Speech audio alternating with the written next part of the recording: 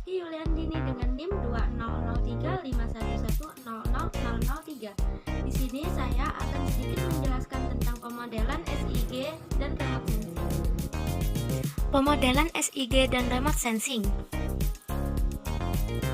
SIG adalah sistem komputer yang digunakan untuk mengumpulkan, memeriksa, mengintegrasikan, dan menganalisa informasi-informasi yang berhubungan dengan permukaan bumi.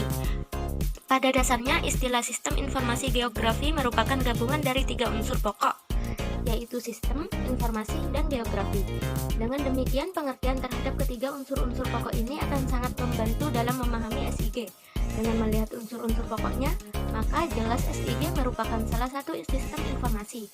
SIG merupakan suatu sistem yang menekankan pada unsur informasi geografi. Istilah geografis merupakan bagian dari spasial atau keruangan. Kedua istilah ini sering digunakan secara bergantian atau tertukar hingga timbul istilah yang ketiga, geospasial. Ketiga istilah ini mengandung pengertian yang sama di dalam konteks SIG. Penggunaan kata geografis mengandung pengertian suatu persoalan mengenai bumi, permukaan 2 atau 3 dimensi.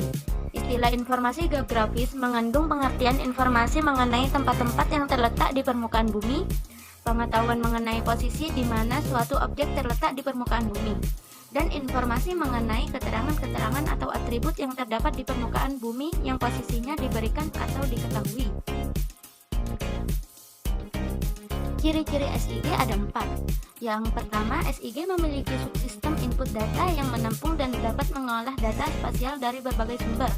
Subsistem ini juga berisi proses transformasi data spasial yang berbeda jenisnya, misalnya dari peta kontur menjadi titik ketinggian. Yang kedua, SIG mempunyai subsistem penyimpanan dan pengambilan data yang memungkinkan data spasial untuk diambil, diedit, dan diperbaharui. Yang ketiga, SIG memiliki subsistem manipulasi data dan analisis data yang menyajikan peran data, pengelompokan dan pemisahan, estimasi parameter dan hambatan, serta fungsi permodelan. Yang keempat, SIG mempunyai subsistem pelaporan yang menyajikan seluruh atau sebagian dari basis data dalam bentuk tabel, grafis, dan peta. Subsistem SIG ada 4 macam, yaitu yang pertama, data input. Subsistem ini bertugas untuk mengumpulkan dan mempersiapkan data spasial dan data atribut dari berbagai sumber dan citra satelit. Yang kedua, data output.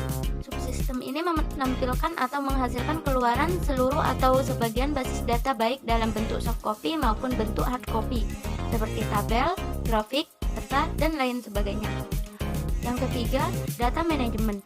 Subsistem ini mengorganisasikan baik data spasial maupun atribut ke dalam sebuah basis data sedemikian rupa sehingga mudah mengambil data dan diedit. Yang keempat, data manipulasi dan analisis. Subsistem ini menentukan informasi-informasi yang dapat dihasilkan oleh SIG. Komponen SIG ada 4 macam. Yang pertama, perangkat keras atau hardware. Yang kedua, perangkat lunak atau software. Yang ketiga, data dan informasi geografi. Dan yang keempat, manajemen. Model data dalam sistem informasi geografis. Data spasial. Data spasial adalah data yang menyimpan kenampakan-kenampakan permukaan bumi, seperti jalan, sungai, dan lain-lain. Model data spasial dibedakan menjadi 2, yaitu model data vektor, yang termasuk point, line, surface, dan model data raster, yang termasuk pixel, dan data yang sudah disimpan dalam format data in scanning, contohnya citra satelit digital. Remote sensing atau penginderaan jauh. Penginderaan jauh adalah ilmu dan seni untuk memperoleh informasi tentang objek, daerah, atau gejala dengan jalan menganalisis data yang diperoleh dengan menggunakan alat tanpa kontak langsung terhadap objek, daerah, atau gejala yang dikaji. Remote sensing atau penginderaan jauh juga sering disebut suatu pengukuran atau perolehan data pada objek di permukaan bumi dari satelit atau instrumen lain di atas atau jauh dari objek yang diindra.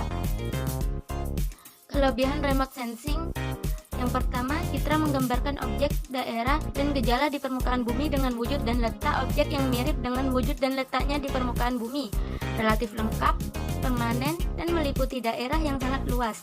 Yang kedua, karakteristik objek yang tidak tampak dapat diwujudkan dalam bentuk citra, sehingga dimungkinkan pengenalan objeknya.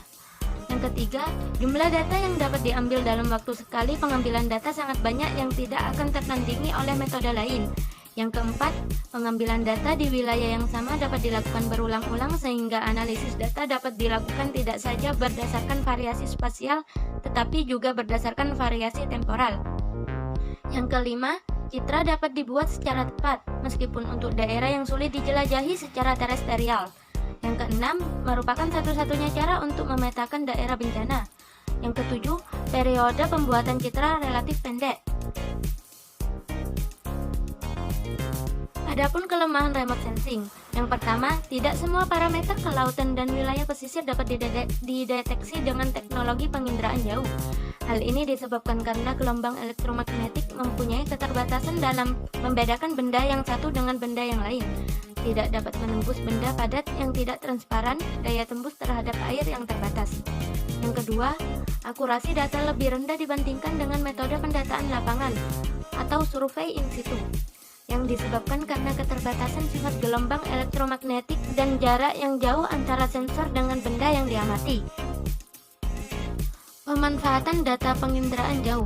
Pemanfaatan data penginderaan jauh dan SIG telah banyak dilakukan dalam kaitannya dengan wilayah pesisir dan lautan, khususnya sektor perikanan dan pengelolaan wilayah pesisir dan lautan, seperti aplikasi penginderaan jauh untuk memberikan informasi zona potensi penangkapan ikan atau ZPPI, kesesuaian lahan perairan untuk usaha budidaya laut dan pariwisata bahari, identifikasi potensi wilayah pesisir seperti hutan bakau, terumbu karang, padang lamun, dan pasir, zonasi kawasan konservasi laut, analisa potensi ekonomi wilayah pesisir pulau-pulau kecil, pengamatan perubahan garis pantai, analisa pencemaran lingkungan perairan, dan lain sebagainya. Konsep dan komponen penginderaan jauh. Penginderaan jauh sangat tergantung dari energi gelombang elektromagnetik. Gelombang elektromagnetik dapat berasal dari banyak hal, akan tetapi gelombang elektromagnetik yang terpenting pada penginderaan jauh adalah sinar matahari. Banyak sensor menggunakan energi pantulan sinar matahari sebagai sumber gelombang elektromagnetik. Akan tetapi, ada beberapa sensor penginderaan jauh yang menggunakan energi yang dipancarkan oleh bumi dan yang dipancarkan oleh sensor itu sendiri.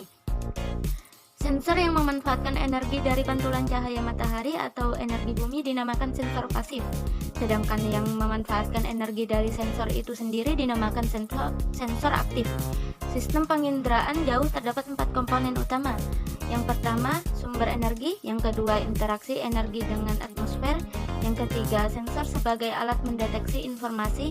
Dan yang keempat, objek yang menjadi sasaran pengamatan. Sekian dari saya, kurang lebihnya mohon maaf. Wassalamualaikum warahmatullahi wabarakatuh.